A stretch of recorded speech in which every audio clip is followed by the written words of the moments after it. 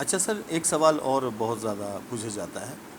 سوال یہ ہے کہ یہ مسلک کیا چیز ہوتی ہے اور فرقہ کیا چیز ہوتی ہے. اب آپ نے فرقے تو بتایا کیسے 4 فرقے بن گئے مسلمانوں میں.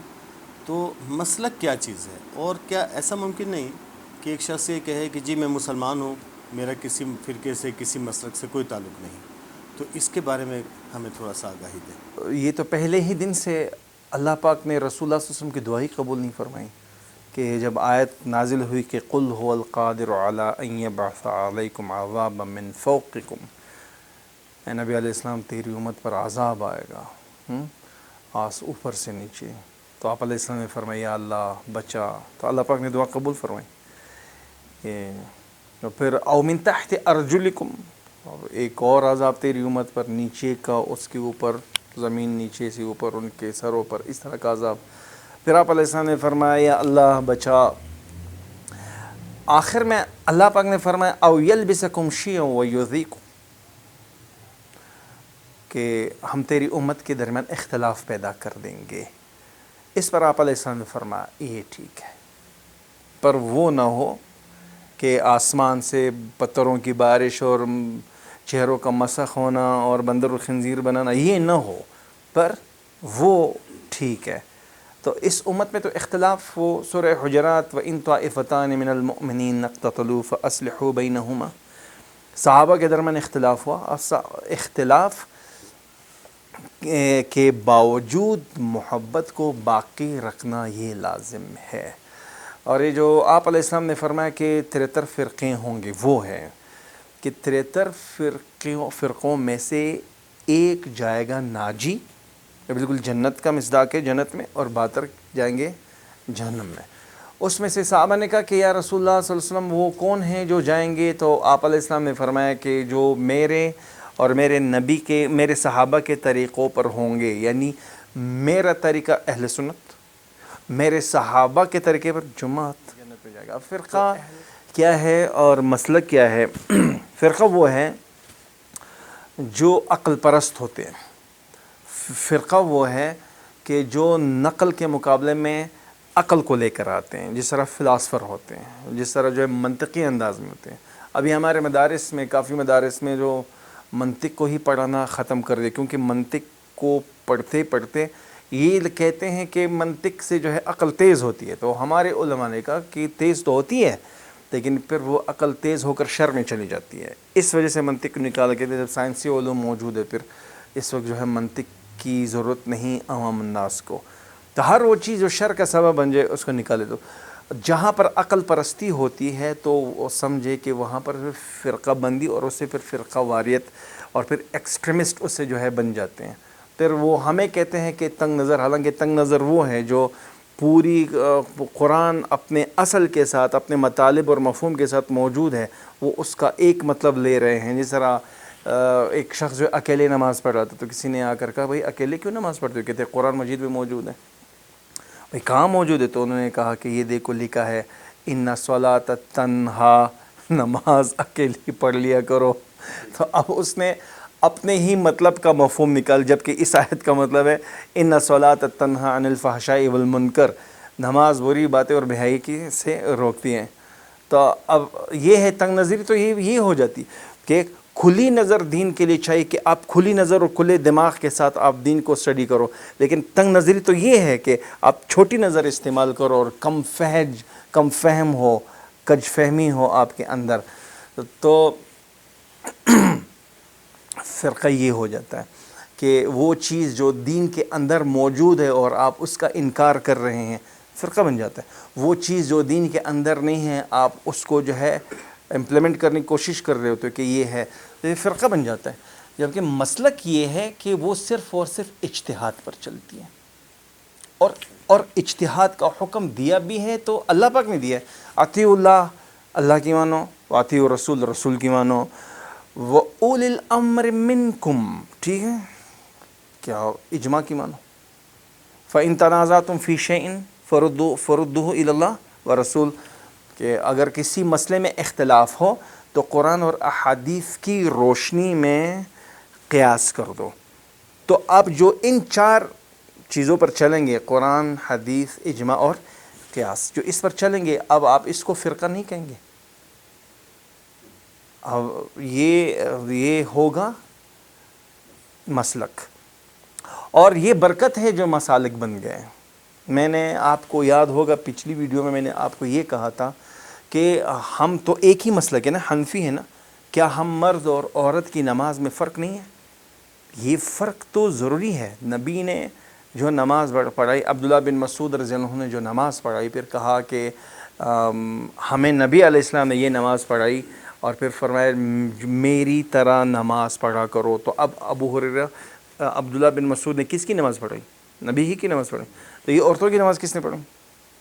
یہ بھی تو نبی ہی نے سکھائی نا۔ تو اب مسلک، میں نے انبیاء کا بھی آپ کو مثال دے دیا تھا، تو مسلک جو ہوتا ہے وہ بھی اللہ پاک کی طرف سے ہی حکم ہوتا ہے۔ میں نے آپ کو آئے تھے وَإِن طَائِفَتَانِ مِنَ الْمُؤْمِنِينَ اقْتَتَلُوا فَأَصْلِحُوا بَيْنَهُمَا فَإِن بَغَتْ إِحْدَاهُمَا عَلَى الْأُخْرَى فَقَاتِلُوا الَّتِي تَبْغِي حَتَّى تَفِيءَ إِلَى أَمْرِ اللَّهِ۔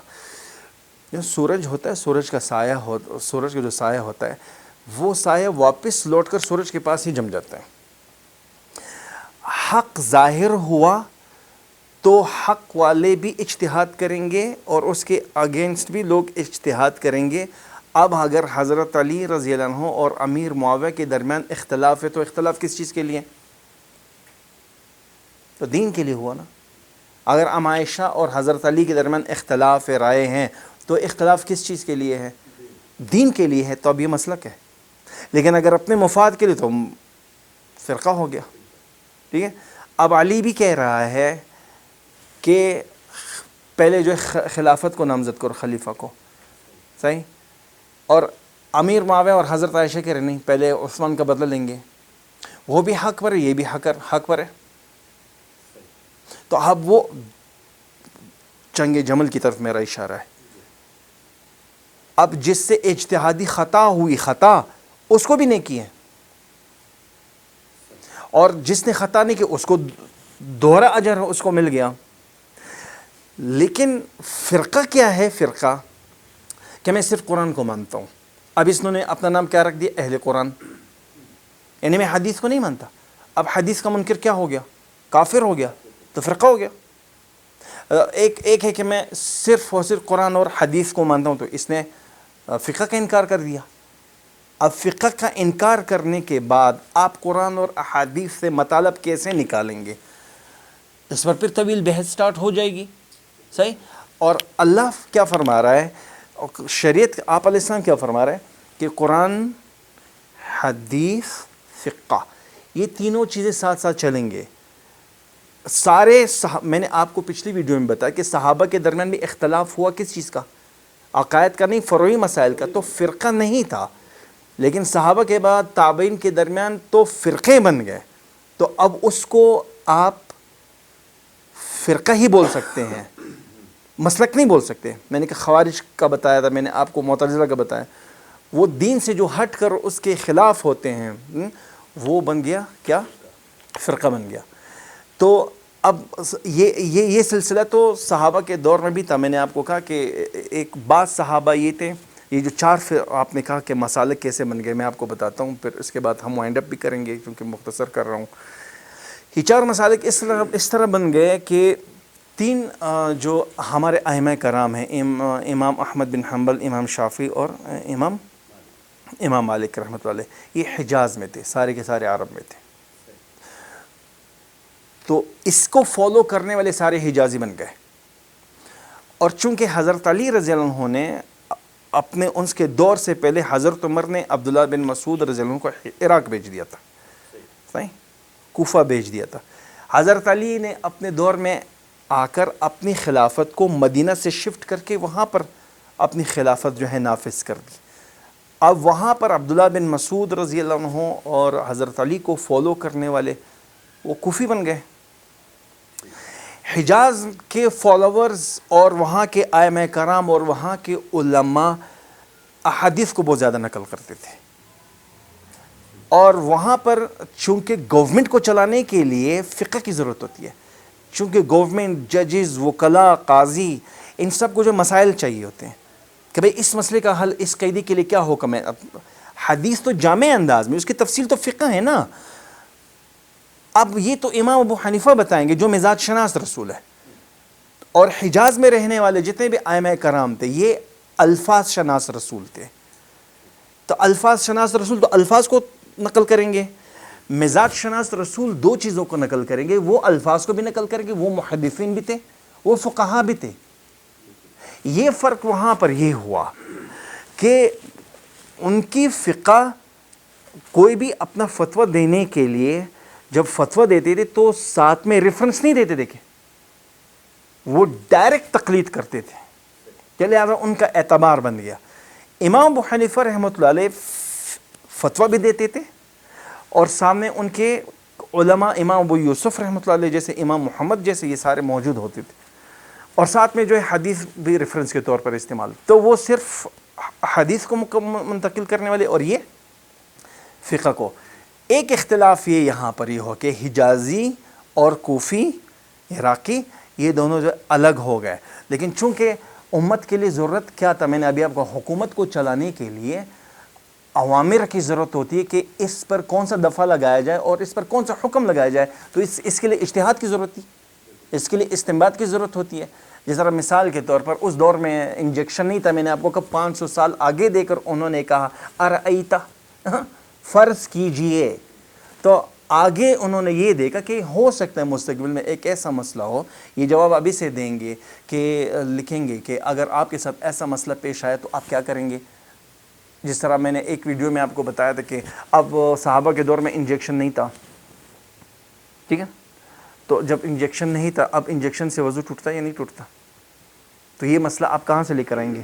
حدیث سے، یا حدیث سے ہوگا تو حدیث سے ہی، لیکن حدیث سے خارج کون کرے گا مسئلہ؟ فقہا. ہاں فقہا. یہ اختلاف وہاں پر بن گیا. تو چونکہ ہر علاقے میں الگ الگ، امام ابو حنیفہ رحمۃ اللہ علیہ وہ پرشین تھے اور باقی سارے کے سارے عرب تھے، اور امام ابو حنیفہ اس خوشخبری کے مصداق تھے جس کو آپ علیہ السلام نے دے دیا تھا، اور اس خوشخبری کو سنانے والا ہی اللہ پاک تھا. کہ سورہ جمعہ میں اللہ پاک نے فرمایا کہ ایک آئے گا، ٹھیک ہے، تو پھر آپ علیہ السلام نے اس کے اشارہ کیا کہ وہ نہ عرب میں سے نہیں ہوگا. وہ سورہ ستارے تک بھی اگر دین جائے گا، اس قبیلے کے، سلمان فارسی کے کندھے پر ہاتھ رکھا، اس کے قبیلے کا ایک شخص جائے گا، وہاں سے لے کر آئے گا. یہ اختلاف برکت تھی، کیونکہ آپ علیہ السلام نے فرمایا کہ علماء کا آپس میں اختلاف یہ رحمت ہے امت کے لیے. تو اب چاروں ائمہ کرام کا عقائد میں کوئی اختلاف نہیں ہے، اور فروعی مسائل میں اختلاف کوئی بڑی چیز نہیں ہے، ٹھیک ہے. فروعی مسائل میں کوئی اختلاف بڑی چیز نہیں ہے. کوئی یہاں پر ہاتھ رکھتا ہے، کوئی ناف پر جو ہے ہاتھ رکھتا ہے. لیکن ایک بات یہ آپ کو بتاؤں، اللہ پاک نے میرے دل میں ڈال دی. اب اگر کوئی امام ابو حنیفہ رحمۃ اللہ کا فالوور ہے تو وہ ادھر اسی کو ہی فالو کریں گے، چاہے وہ مکہ میں جائے تو فالو کس کو کریں گے؟ اپنے ہی مسلک کو فالو کریں گے. یا کوئی مالکی یہاں پر آ جائے تو وہ اپنے ہی مسلک کو جو فالو کریں گے. اب اگر یہ مسئلہ پیدا ہو جائے کہ 3 طلاق ایک ہے یا نہیں، تو آپ یقین مانو اس کا مسلک سے کوئی تعلق نہیں، اس کا فرقے سے تعلق ہے. کیونکہ 4 کے 4 مسالک کہہ رہے کہ 3 طلاق ہی کاؤنٹ ہوگی، لیکن بعض لوگ کہہ رہے کہ نہیں 3 طلاق تو ایک کاؤنٹ ہوگی. اب امام ابو حنیفہ رحمۃ اللہ علیہ کا اپنا فالوور وہ جب دیکھے گا کہ مجھ پر تو بی طلاق ہوگی، تو لہٰذا وہ خیانت کیا کرے گا؟ وہ عرب میں جا کر ادھر کسی سے فتویٰ لے گا تاکہ میری بیوی بچ جائے اور میری نکاح میں واپس آ جائے. اس خیانت سے روکا گیا ہے. تو یہ ایک بہت خیر آئین بات ہے کہ مسالک میں اختلاف و عقائد کی بنیاد پر نہیں، مسائل میں اختلاف وہ صرف علاقے، رسم و رواج، ٹھیک ہے، اور اسی کلچر کی وجہ سے جو ہے وہ اختلاف ہوتا ہے. اور جس نے اپنے علاقے میں اپنے امام سے جتنا لے لیا اس نے اسی کو فالو کر لیا، اور سارے کے سارے جس نے جتنا اجتہاد کیا اسی کو فالو کر لیا. تو یہ حق ہے، اور اس میں جو ہے کوئی مسائل درپیش نہیں ہوتے.